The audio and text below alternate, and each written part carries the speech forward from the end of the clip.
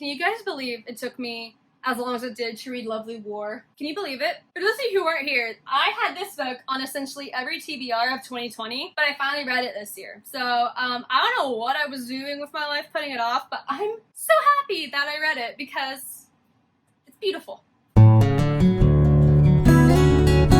Hi friends, it's Kay and welcome to one of my favorite videos to film every year, and that is my top 10 books read of the year, and this time it's my top 10 books of 2021, obviously.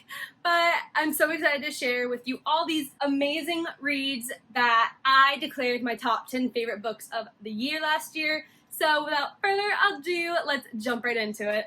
Oh my gosh, this is so funny. I just found a note from when I let my friend borrow this book last semester, or the spring semester. So right after I read it, she wanted to read it. So I lent it to her and she wrote in it, "This book is K approved," and apparently I just never looked in it again. Alright, so number 10 on this list is a book that I'm very late to the hype about, but honestly my reading experience of this book is one of the reasons it probably was a 5-star and one of my favorite books, and that is From Lukov with Love from Mariana Zapata. So because of this book, I got my one friend, who also wrote the note, addicted to Mariana Zapata. She's the one that read Wall of Winnipeg that many times, as I mentioned in previous videos. But yeah, so this From Lukov with Love was very old. It was hyped way back when, and I just completely missed the ballpark on it. But now I finally have read it, and I can definitely see what the hype is about. So this book we're following Jasmine, who is about 30ish. She might be, I think she's 28, but she has been figure skating her entire life.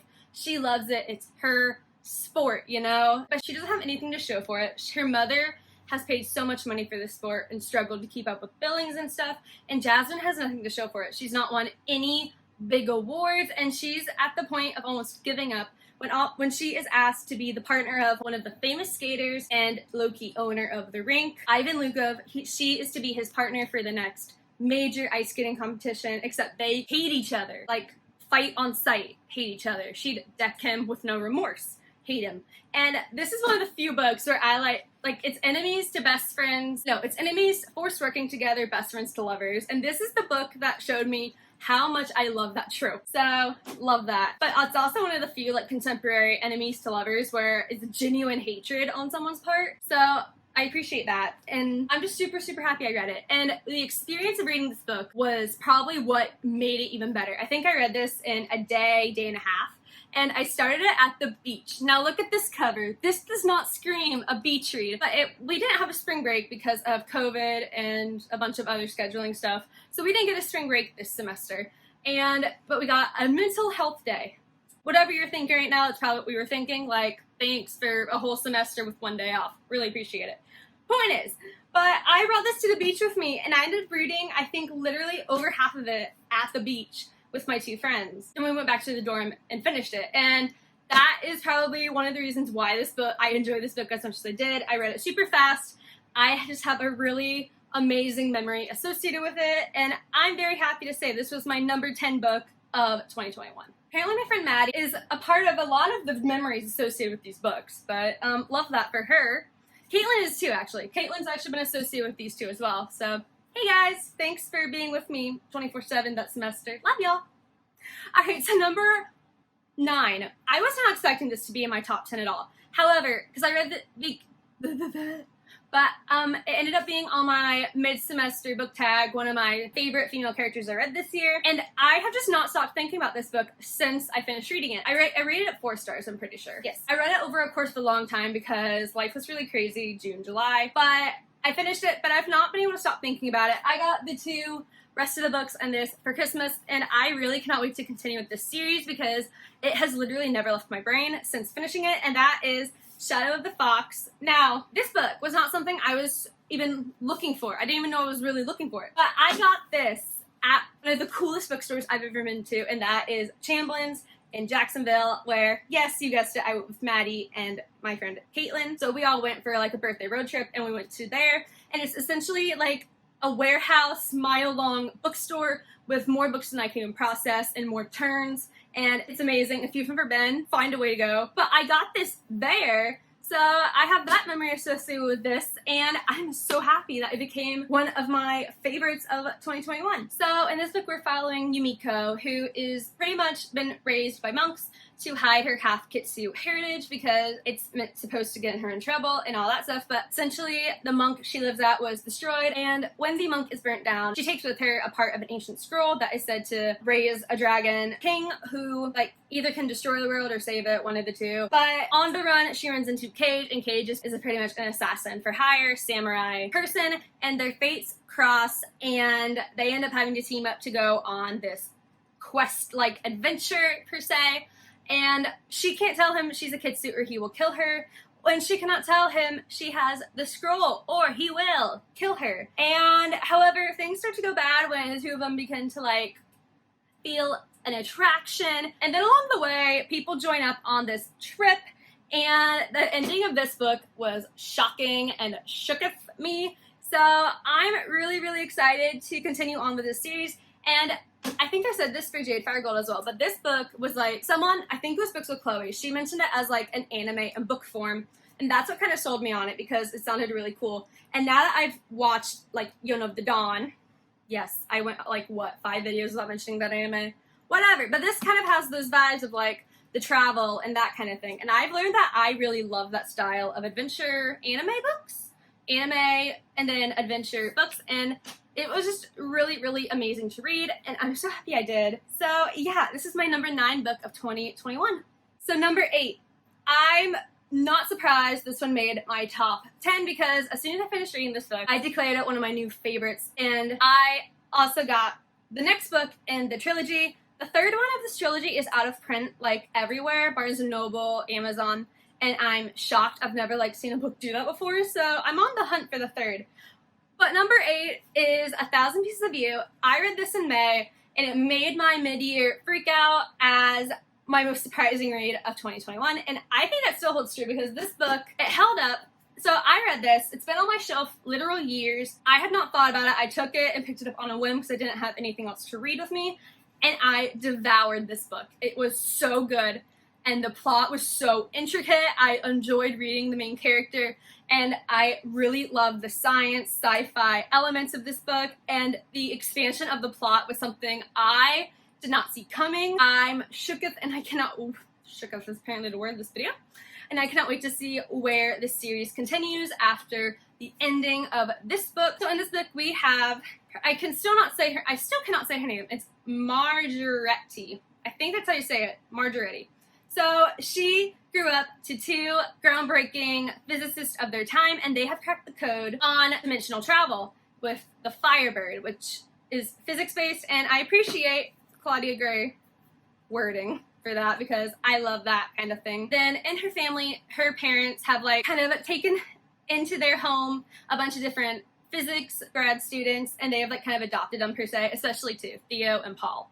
However, one night, Marjorie's father is murdered. Paul is to blame, and he took the Firebird and ran into a different dimension, and she wants revenge. She wants to find him and ask him, what the heck, why'd you murder my father? Because she feels betrayed by him because she was growing to love him, she was growing to be attracted to him, that kind of thing. So she and the other grad student, Theo, take a prototype of the Firebird, and they jump into the multiverse, if you will, after him. However, as she begins catching him in all these different dimensions, she's beginning to see that not everything is adding up to Paul murdering her father, and the plot is insane, you guys. So this is like 2014 YA, so there's like a lot of tropes I've not seen in a long time, but there's also like so many fan fiction worthy tropes in here, and I don't want to say them outright, but there's the hypothermia trope, there is royalty AU, and that's just to name a few, but this book was so amazing, and it read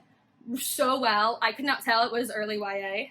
So I'm just so happy I finally picked this up off my shelf, and I hope you all will read it as well. And yeah, this is number 8 of 2021. Number 7 is a joy to talk to all of you about because when I received this arc from NetGalley, I was not expecting too much going into it. I was expecting to like enjoy it, but not really anything special.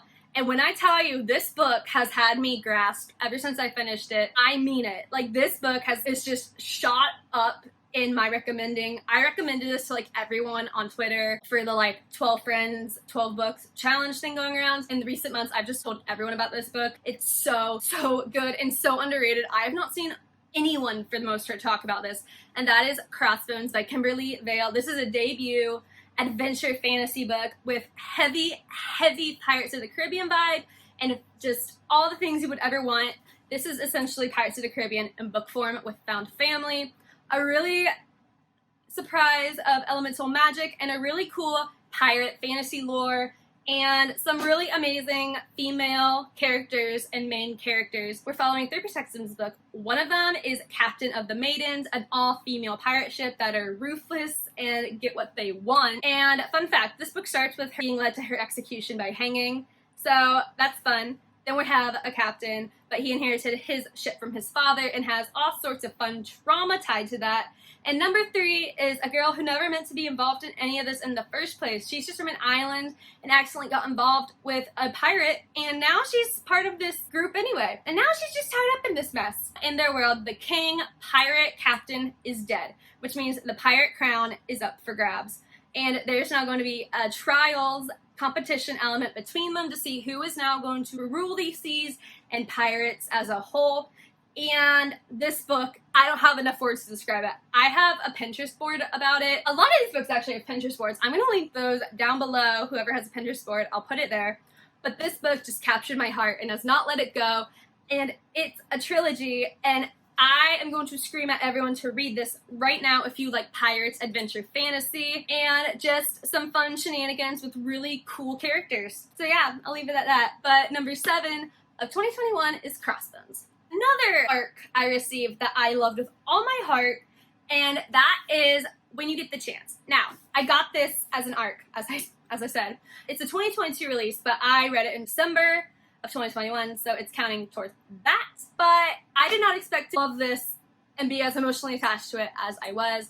But this is essentially a Mamma Mia retelling with a theater girl at the heart of it, and she has no clue who her mother is, and her father has never told her. Now, I will say, in the end, I did guess who the mother was, but it was so cleverly done. I'm not even mad about it, and this book just wormed its way into my heart. The emotional family, friendship, even a dash of romantic ties that made up this book was so beautifully done, and it was everything I could have ever asked for. And I now am an Emma Lord stan, which means I don't have to read the other book of hers I really want to read.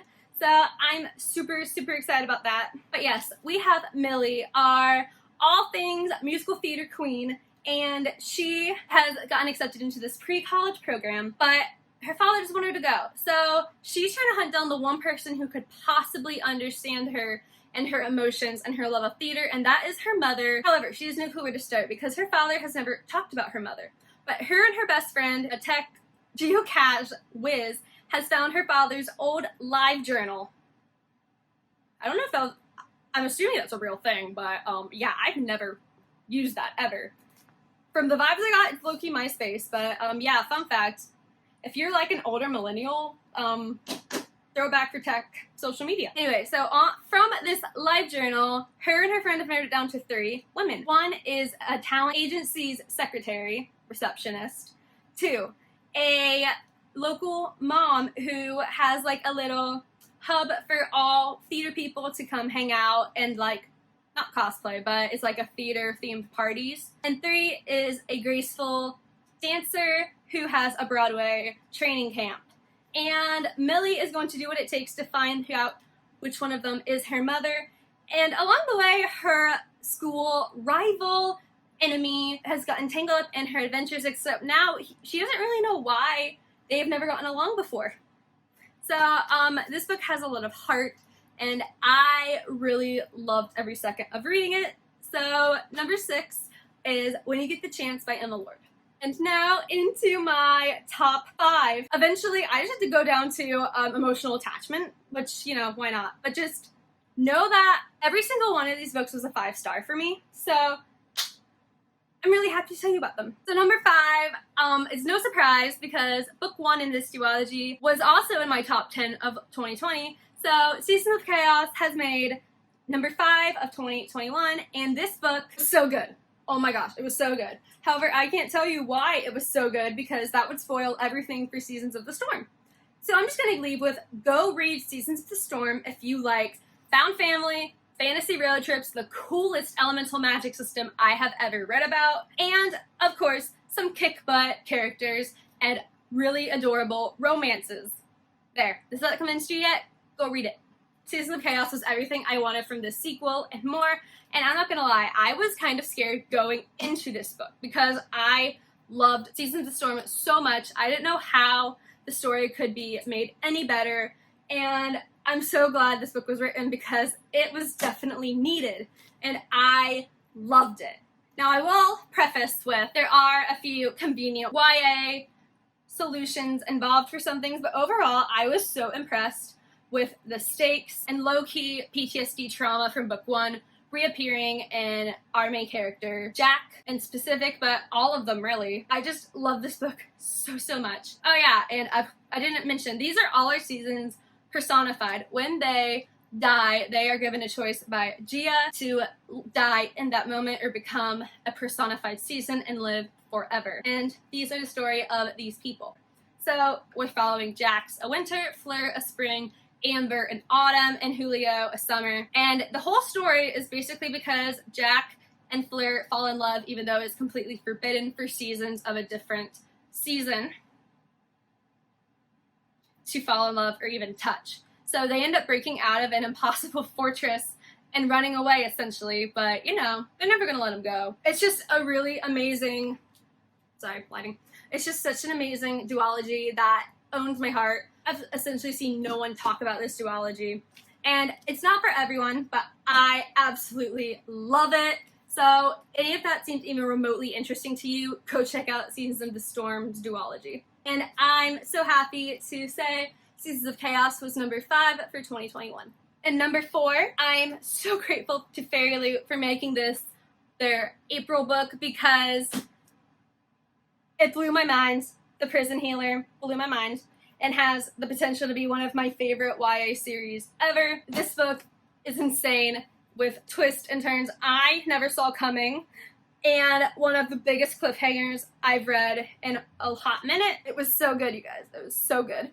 But I read this in August, and I'm so ready for the rest of the series. Okay, I have The Gilded Cage, but The Blood Trader comes out relatively soon, so I'm thinking I'm going to hold off, because if The Gilded Cage ending is anything like this one, I won't be able to wait until Blood Trader comes out. This book is set at a prison camp, and it's pretty much a prison death camp, because most people who come here never get out, never survive longer than a year. And we are following Kiva, who has been at this prison since she was 10 years old, and she has been promoted to the prison healer, but that does not gain her many friends in this camp, because people pretty much hate her because she is keeping them alive for basically just torture, which, you know, we get it. But she has been here alone for a very long time, but everything changes one day when the rebel queen of the kingdoms is brought into her makeshift hospital, half dead, with a note from her family encrypted saying, "Keep her alive, we are coming." And along with this queen is a boy who ends up getting thrown along for the adventure. However, things get really more complicated when this queen is sentenced to the elemental trials. Almost no one survives, so in order to buy time, Kiva volunteers in the queen's place. In this, we have a prison guard, the prisoner who came in, and the cutest little boy you will ever meet. There's just something so special about reading a character who has kept everyone at arm's distance, doesn't let anyone in, grudgingly allow people to get close to her heart. So this book has a beautiful, beautiful friendship group. They own my heart, and the ship of this book, by the end, oh my gosh, you guys, The Gilded Cage is going to serve so many tropes for the ship of this book, and I cannot wait. But yeah, definitely a hot set of trigger warnings that I did list on my Goodreads, but I'm sure if you look up, there's even more I personally did not even catch. This book is just so good, and honestly, so dark for a YA, but I loved every second of it. Go read The Prison Healer if you haven't. And I'm so glad for it to be number 4 on my list. Okay, so essentially the top 3 are tied in my head, and the only reason they are in this order is because I rank them by my emotional attachment to them. Writing-wise, it'd be a different order, plot, it'd be a different order, that kind of thing. But essentially, depending on what genres you read from the most, will probably depend on which one of these books you'd like the most. So they are all essentially tied, but for this video, they are in the order they're in because of how I'm emotionally attached to them. So that's my little disclaimer, because when I tell you all these books are elite, they are elite. But number 3, and I mean it hurts my heart to make this book number 3 because it has gripped me all year, and I think some of you might be a little, no you guys won't, because of number 1. I think you all can guess my number 1 book. But number 3, Lovely War by Julie Berry. When I say this is the most beautiful book I have ever read in my life, I mean it. People who watched me read this book in February are kind of surprised it made number 3 because I love this book. But the fact that it's from February and it is still the top of this list really should say something. But Lovely War is about 2 love stories taking place in World War I, and it is narrated by the Greek gods, specifically Aphrodite, Hephaestus, Ares, Apollo, and Hades. And this book is so good. One of these couples, James and Hazel, is probably one of my most favorite couples I've read this year because it is so pure and raw. And then it also has a forbidden romance trope, essentially, because Audrey and Colette is an interracial couple in the early 1900s. So it's frowned upon, but both these couples were so beautiful. And this is the first book I have ever actually rooted for Aphrodite and Hephaestus as a couple. So that in itself blew my mind. So Julie Berry has a gift. But if you have not read this book yet, go read it. Even if you are not into fantasy or fantasy elements, this book is almost entirely historical, but with just the lightest dash of fantasy through the storytelling by the Greek gods and their interference. But not even that, because this book is just these 2 couples made up of kids that you just want to protect with all your heart, but you can't because they're being forced to grow up in such a horrible time and with horrible events. And just go read it. Go read it right now. And now, I can't believe I have a romance book as number 2 on this list, but believe it, because the Unhoneymooners owns me. Also, the Unhoneymooners delivered my first fictional crush, essentially my only fictional crush of this year. Wow, that's really weird. That's really weird. Because every other fictional crush I have from these books, I had already. But this one gave me my first new one. Ethan and Olive serve everything. They serve everything. They're an elite tire OTP. They're everything to me. Everything. I feel like most people have read it, but I've not seen anyone really say it's their favorite Christina Lauren book. But you know what? I'm happy to be the first because this book is everything. And it is also so much deeper than I expected it to be. So in this book, we have Olive, and her twin sister is getting married. And Olive is the bridesmaid, of course, and then the guy she just essentially hates because he has just not made the best impression with her at all in the years they've known each other. He's the best man, but his brother's marrying her sister, so they gotta get along somehow. But at the wedding, the entire wedding party is taken down by bad shellfish. This, kids, is why you don't get seafood cheap. So the 2 of them are literally the only people in the room that did not eat that terrible shellfish. So now the 2 of them are going on a fake honeymoon in Hawaii. And both of them are thinking it's going to be the longest week of their lives. But the more they have to do a couple activities together, the more they realize they really do get along better than they ever thought. Fake dating, forced proximity, 1 bed trope. Let's go. And, oh yes, Ethan Thomas, love of my life, in case you guys weren't aware. I will steal him from you, Olive. Just kidding, y'all are perfect. But yeah, love this so much. If you don't think you like romance, start with this one.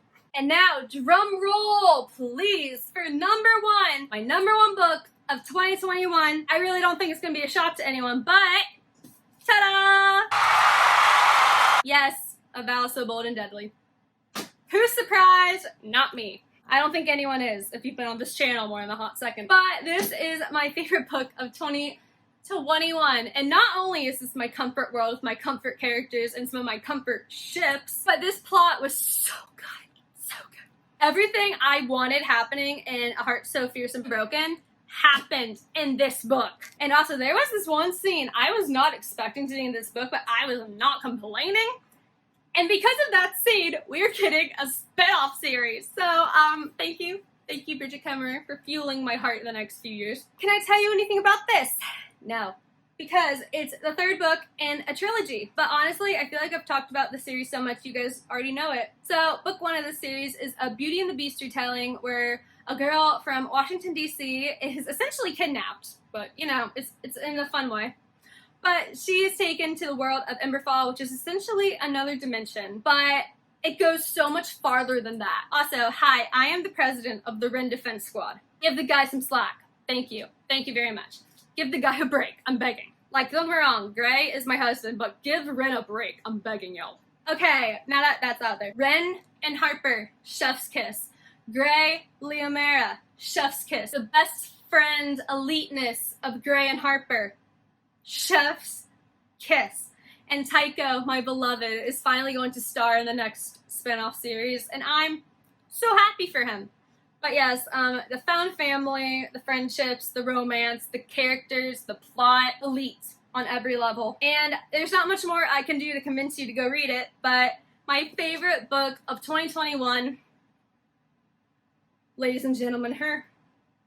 Okay, so that was somehow way more chaotic than I expected, yet right on par with what I expected. But these are my top reads of 2021. Let me know in the comments if you have read any of them, and if you haven't, I hope I inspired you to go add some of them to your TBR, because every single one of these is just so good and brought me joy when I needed it this year. So let me know in the comments what your top favorite books of 2021 were.